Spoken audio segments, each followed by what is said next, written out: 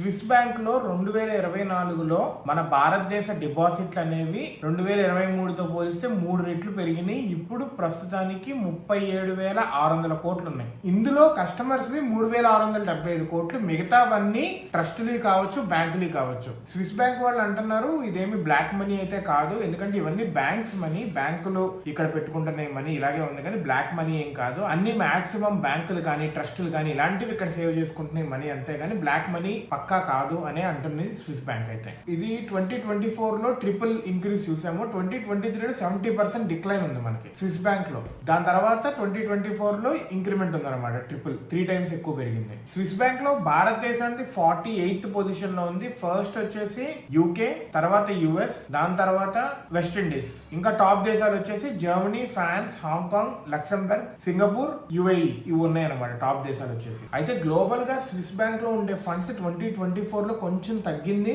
977 billion Swiss currency CHF లోకి 2023లో 983 billion ఉండేది. దాని నుంచి 2024లో తగ్గింది అనమాట స్లైట్ గా. అయితే ట్విట్టర్ లో దీనికి 2 రకాలుగా రెస్పాన్స్ అవుతున్నారు. కొంతమంది ఏమో సేఫ్ హెవెన్ లాగా, ట్యాక్స్ సేఫ్ హెవెన్ లాగా తయారైంది స్విస్ బ్యాంక్ అనేది.